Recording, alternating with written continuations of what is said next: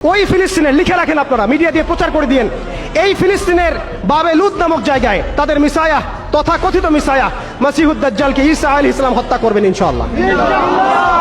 পৃথিবীর কোন শক্তি, কোন ন্যাটো, কোন ইউনাইটেড নেশনস, কোন ইউরোপিয়ান ইউনিয়ন, কোন IMF, কোন ওয়ার্ল্ড ব্যাংক, কোন সাম্রাজ্যবাদী শক্তি এই ভবিষ্যৎবাণীকে ঠেকাতে পারবে ইনশাআল্লাহ।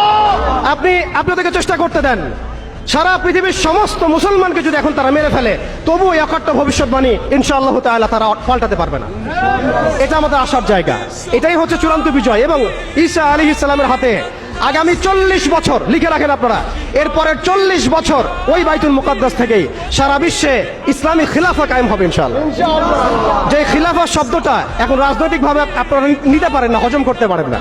আমি জানি আপনারা জানেন না, অনেকেই এটা অজ্ঞতার কারণেও হতে পারে, তারা হয়তো জানেন না, আমরা জানাতে এসেছি। এই যে খিলাফা শব্দটা তারা নিতে পারে না, এই খিলাফাই হবে পৃথিবীর শেষ শাসন ইনশাআল্লাহ তাআলা। এই খিলাফা দিয়ে বিশ্ব শুরু হয়েছিল, এই খিলাফা দিয়েই বিশ্ব শেষ হবে। ঈসা আলাইহিস সালাম 40 বছর ওই জেরুজালেম থেকেই এই বিশ্বকে শাসন করবেন ইনশাআল্লাহ তাআলা। এটা লেখা হয়ে গেছে কুদিয়াল আমর, এটা কেউ চেঞ্জ করতে পারবে না।